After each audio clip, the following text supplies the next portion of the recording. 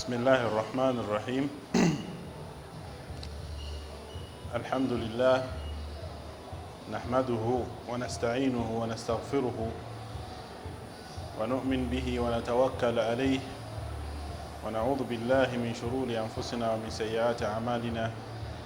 من يهده الله فلا مضل له ومن يضلل فلا هادي له. أشهد أن لا إله إلا الله وأشهد أن محمدا عبده ورسوله صلى الله عليه وعلى آله ومن سار بهذه إلى يوم الدين. أما بعد، السلام عليكم ورحمة الله وبركاته. twebaza Allah subhanahu wa ta'ala atuwadde ekyengera ekyobulamu ne tuba nga tutuuse mu mwezi guno ogwa Dhul Hajj mu nnaku ez'enjawulo, mu nnaku eza bulijjo. Tumwebaza Allah subhanahu wa ta'ala olw'ekyengera ekyobulamu, ate era ne tumwebaza olw'ebengera ebirala bingi nnyo bye tumanyi ne tubye tutamanyi. Tuzaako okubeera nga tusalira omubaka w'ekitiibwa Muhammadin sallallahu alaihi wasallam.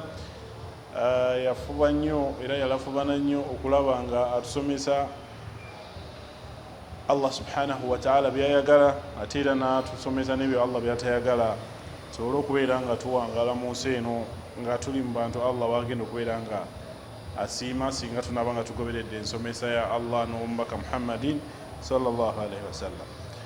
Bwe tuba nga tuli mu nnaku 10 ezikulembera omwezi guno ogwa Dhul Hajji, tulina okubeera nga twesunako, kubanga ennaku ezo nkulu nnyo mu kalenda yaffe ey'Obusiraamu. Okumanya nga ennaku ezo nkulu nnyo, owekitiibwa Allah subhanahu wa ta'ala qad aqsama biha fi kitabihi al-aziz, yabeera nga alayira, naye nga alayira nga ayogera ku nnaku 10 ezikulembera omwezi guno ogwa Dhul Hajj. Nekiba nga ffenna tukimanyi nti Allah subhanahu wa ta'ala talina kintu kyalayira okuggyako nga kinene. Yalayira n'agamba a'udhu billahi minash shaitani rrajim, bismillahi rrahmani rrahim, wal fajri wa layali al-ashr. Yalayira obudde obw'okumakya, wamaliza okubeera nga alayidde obudde obw'okumakya, n'alayira ebiro 10. Bamufassiriina bonna ne bakkaanya nti ebiro Allah subhanahu wa ta'ala yali ayogerako ng'alayira awo yali ategeeza al-ashr min Dhul Hijja, ennaku 10 ezikulembera omwezi guno ogwa Dhul Hijja.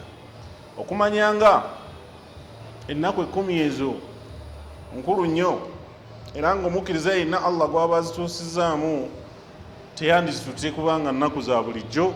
Owekitiibwa Muhammadin sallallahu alaihi wasallam shahida annabiyu sallallahu alaihi wasallam, owekitiibwa Muhammadin sallallahu alaihi wasallam yazuwaako obujulizi biannaha a'zam ayami dunya, n'atugamba nti ennaku ezo 10 ezikulembera omwezi ogwa Dhul Hijja ze nnaku ezisinga okuba enkulu, ze nnaku ezisinga okuba ennene nnyo mu nnaku zonna z'ogenda okubeera ng'owangala mu bulamu obw'ensi.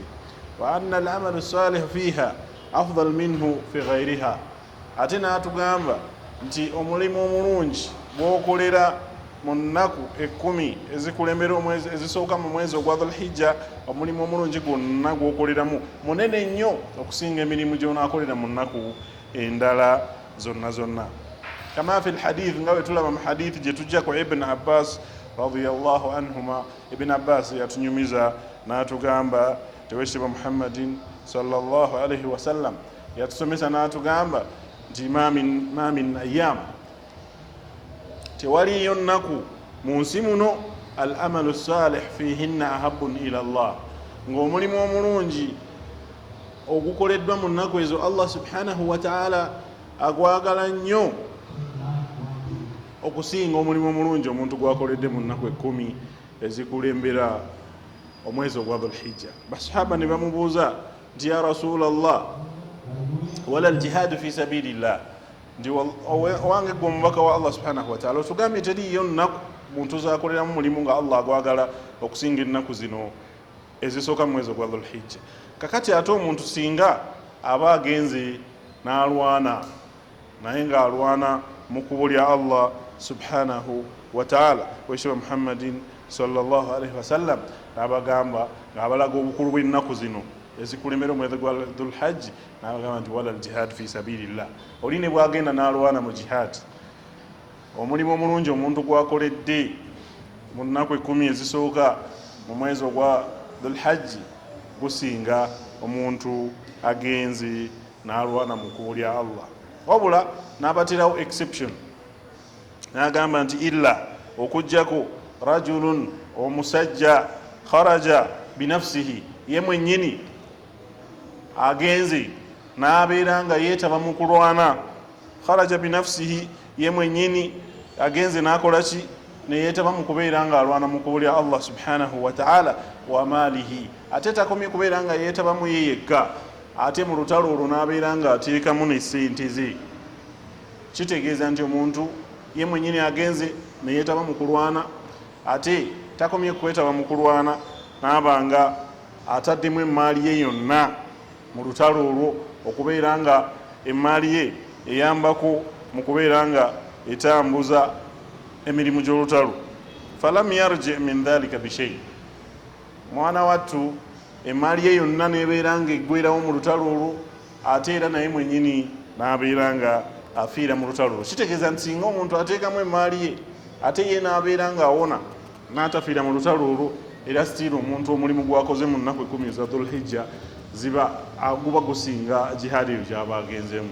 Wabula oyo yekka asobola okubeera nga akola omulimu ne gusinga ogukoleddwa mu nnaku 10 zino eza Dhulhijja, yoyo agenze mu lutalo lw'eddiini n'emmaali ye yonna neggwerawo eyo, ate era naye n'abeera nga afiira mu lutalo olwo.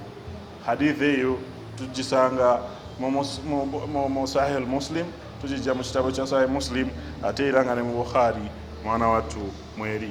Kale n'olwekyo kyetufuna mu bigambo by'omubaka Muhammadi sallallahu alaihi wasallam okutulaga obulungi obujjudde mu nnaku zino 10 ezikulembera omwezi ogwa Dhulhijja, era nga kyandibadde kya buvunaanyizibwa nnyo omukkiriza yenna okubeera nga ayitiriza okubeera nga akola emirimu emirungi mu nnaku 10 zino ezikulembera omwezi guno ogwa Dhulhajji, kubanga gwina enkizo nene nnyo. Wekitiibwa Muhammadin sallallahu alaihi wasallam tasobola kubeera nga atugambye ekigambo ne kiba nga kitono, ate era nga tusoose kulaba Allah subhanahu wa ta'ala nga ayogera n'atugamba nti walfajiri wa layali al-ashr, n'alayira, ate nga Allah talayira ku kintu kyonna kyonna okujjako nga kyalayirirako mwana wattu kiba kinene.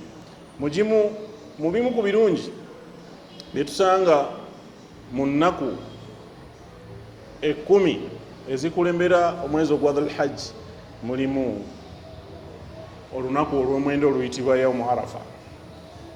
Olunaku olwa Arafa owekitiibwa Muhammadin sallallahu alaihi wasallam n'aba nga yatukubiriza nnyo okubeera nga abantu yenna gwe lusanzeewo nga mulamu yandibadde ng'akola ki, ng'alusiiba. Asoose kutugamba tukole emirimu emirungi mu nnaku 10 ezikulembera omwezi ogwa Dhulhajji, era nga mugimu ku mirimu emirungi gye tusobola okubeera nga tukoleramu kwe kubeera nga tusiiba. Ayina obusobozi okubeera nga asiiba yandibadde nga asiiba. Lwaki? Olwakubanga owekitiibwa Muhammadin sallallahu alaihi wasallam muzimu ku nnaku ezitamuyitangako kubeera nga asiiba ze nnaku 9 eza Dhulhajji, kubanga olw'10 tetusobola kulusiiba, lubeera olunaku lwa Eid. Ennaku endala ezitamuyitangako kusiiba lwe lunaku olwa Ashura, n'ennaku enjeru eza buli mwezi, n'olunaku olwa Mandi n'olunaku olwokuna. Kakati omuntu yenna asobola okusiiba yandibadde ng'akola ki, ng'asiiba.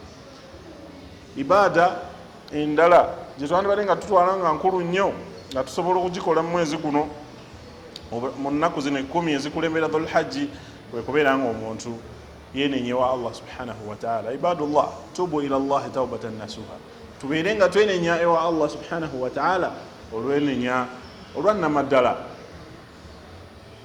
twenenye Allah subhanahu wa ta'ala ajja kubeera nga akola ki, nga atusonyiwa. Kakati omuntu alina okuyitiriza takbir wa tahmid wa tahlil mu nnaku zino 10 ez'omwezi ogwa Dhulhijja. Tulina okuyitiriza okubeera nga tukuba takbirat, netuyitiriza okubeera nga tumutendeza Allah subhanahu wa ta'ala, netuyitiriza tahlil. Owekitiibwa Muhammadin sallallahu alayhi wa sallam yensomesa ye, era bw'oba otunuddeko mu byafaayo by'obusiraamu, Ibn Umar ne Abi Hurayra baafulumanga mu nnaku ezo 10 ne babeera nga bagenda mu butale, naye nga bagenda mu butale obwo nga bayitiriza okubeera nga bakuba takbirat. Ne bagenda mu butale nga bagamba Allahu akbar, Allahu akbar, Allahu akbar, la ilaha illa Allahu, Allahu akbar, Allahu akbar walillahi alhamd. Abantu bwe baba bawuliranga nga bakuba takbirat ezo, ate mwana wattu nabo ne babeera nga bakola ki, bajjukira ne babeera nga babeegattako.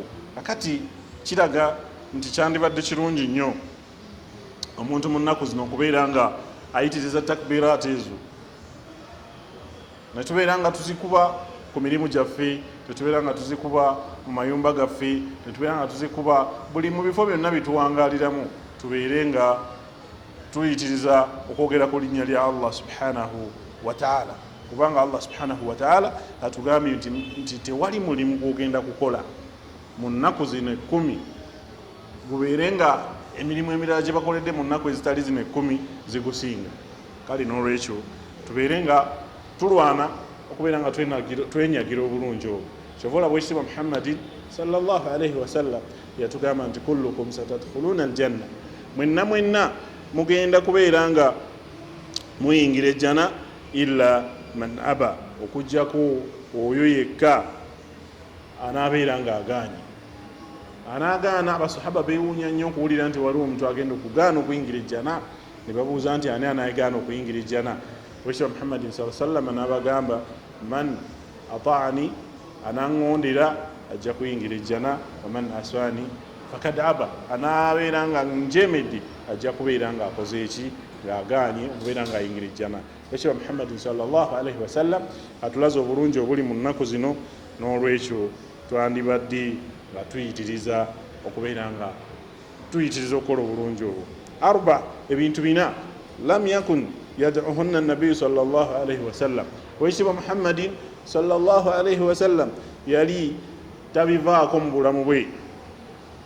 Ebintu ebyo binabyo bino wammanga: siyamun ashura, okusiba olunaku olwa ashura, wal ashr, n'okusiba ennaku 10 ezikulembera omwezi guno ogwa Dhulhijja, wa 3 ayyaman min kulli shahr, n'okusiba ennaku 10 n'okusiba ennaku 3 mu buli mwezi.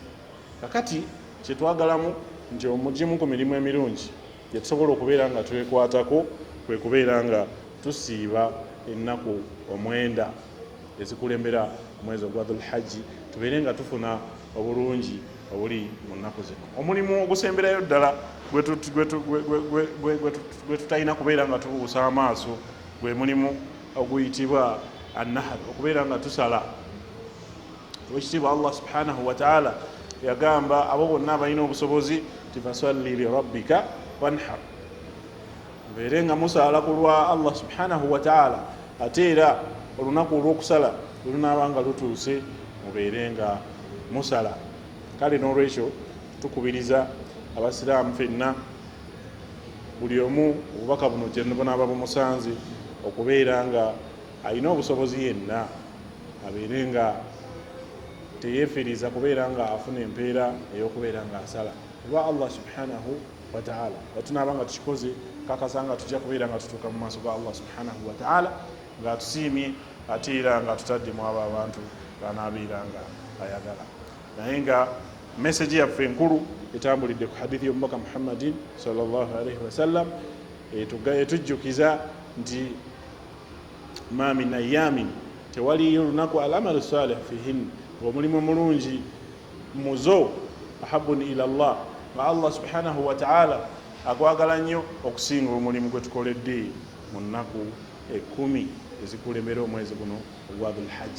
Emirimu emirungi tugirabe, tubeere nga tuyitiriza okusaddaaka, tuyitirize okubeera nga tusaala eswala eza wajibat, tuyitirize nnyo n'okuyisaala eswala eza sunna, tuyitirize okugaba, tuyitirize okukola emirimu emirungi, tusiibe, tubeere nga na'muru bilmaruf wa nanha anil munkar, tulagire empisa ennungi, tuziyize empisa enkyamu. Allah subhanahu wa ta'ala ajja kubeera nga atusiima. Tusaba Allah subhanahu wa ta'ala atuteeke mu bantu abawulira ebigambo ne babeera nga babissa mu nkola. Wa hadha, assalamu alaikum wa rahmatullahi wa barakatuh.